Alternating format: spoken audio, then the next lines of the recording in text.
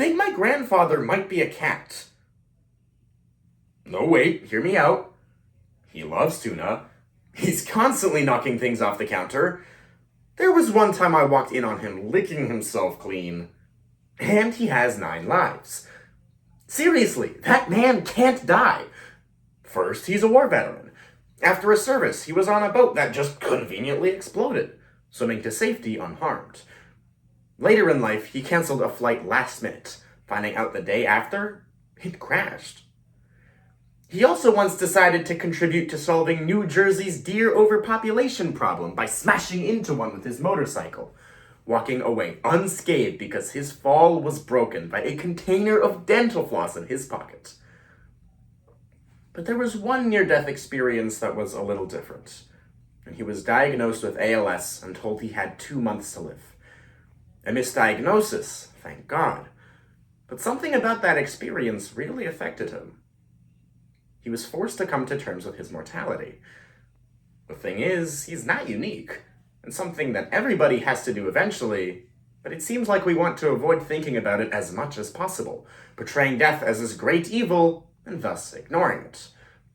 Now, don't get me wrong, death can certainly be tragic, but it often isn't. And I fear author Lawrence R. Samuel was right when he said that our fear of death is so great that it lies buried deep within our subconscious. So today, let's first scratch at how we deal with mortality. Then, we'll pounce on the effects of our unhealthy attitude before finally finding a perfect solution. It's obvious why death is scary. We have no control over it. We don't know how or when it'll happen, just that it's inevitable. Dr. David Sanfilippo, a health studies professor, states that death is viewed as an encroachment on life instead of part of life. Logically, this makes sense. Living is good. Dying is bad. It's like taxes. Don't think about it too hard until a man in a black suit comes knocking at your door. Professor Alan Callagher, however, argues that this mentality has made our society death-denying. And looking around, he's right. Take Halloween. What was once a holiday to celebrate dead saints has been reduced for a way for children to collect candy and parents to collect dental bills. Practically every single religion has some notion of life after death, and with aging, look, vanity is one thing, but when tech billionaire Brian Johnson swaps blood with his son to look young, you have to wonder, are we going too far with this?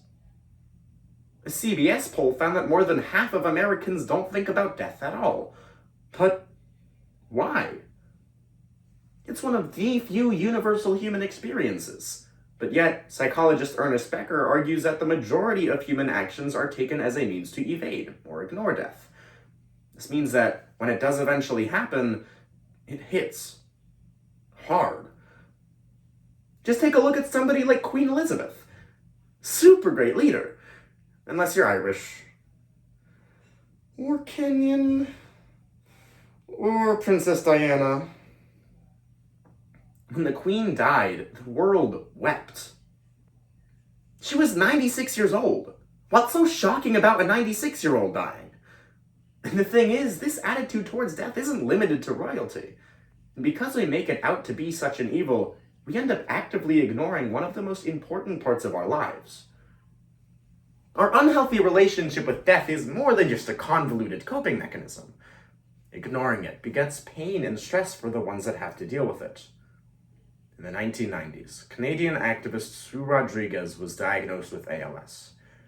Knowing her fate and not wanting to see herself waste away, she sought a physician to end her life.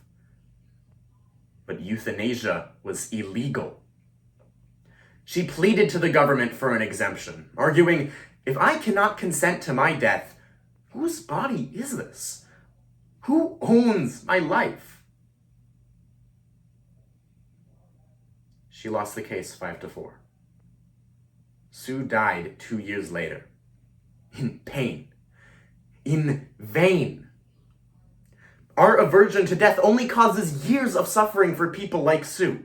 And in a country where only 10 of 50 states have legalized euthanasia, this problem still plagues our nation. But this issue isn't limited to such extremes. Take, for example, writer Sophia Lorenzi. When her father died in 2018, she was suddenly plunged into a world of incomprehensible jargon. In the 5 days between his death and funeral, she had to decipher the difference between a coffin and a casket, an heir or a beneficiary, whether to inter or intern her father's ashes. But that marked just the beginning of the 2 years it took her to get her father's affairs in order. All while still in shock. All while still grieving. And she isn't alone. Less than half of Americans over the age of 55 even have a will. Fewer than a third have an advance directive for end-of-life care, and only 7% have pre-planned the funerals. So I ask, why ignore death when doing so only hurts the ones we love? When you die, who's going to be the one to pick up the pieces? I had to answer all these questions and more when, in 2019, my mother got seriously sick. Death suddenly became so real. For the first time in my life, I had to consider the possibility of losing someone I love. I wished for more time. I wished I could have said I love you more often. I wished I could have been a better son. I realized that up until that point, I lived my entire life like she was immortal, like I had unlimited interactions with her. I had treated it like she was always going to be there, and I realized far too late that I had failed to maximize the time I had with her. Now, fortunately, she recovered. But I am ashamed to say that it took me until she was on her deathbed to realize that I had taken her life for granted. And it's not just me. Bronnie Ware, a palliative care nurse, spent years caring for people on their deathbeds. In moments of clarity, her patients expressed regrets. Regrets of not living life to the fullest. Regrets of living a life of stress instead of one of happiness. In the end, people tend to realize that they've been living wrong. And I think it's time we stop waiting till it's too late to appreciate the life we have. So let's start from square one. Death is unavoidable, but we shouldn't avoid it. In fact, I think we need to do the exact opposite.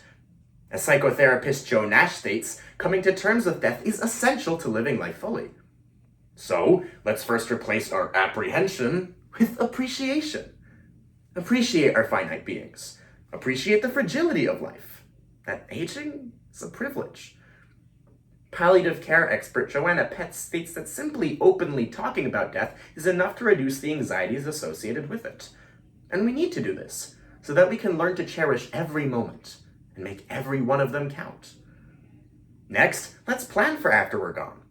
Because there's no reason why we should burden our loved ones with logistics while they're grieving. So, as soon as possible, write your will, arrange your funeral, and get your affairs in order so that your family won't have to. And finally, build a legacy, because the impact we make lasts far longer than we do. And the cool part is, according to psychologist Tom Pizzinski, knowing that you made the world a better place makes dying significantly easier. And it doesn't have to be this grandiose thing either. Take, for example, Mittens. Sorry, Grandpa.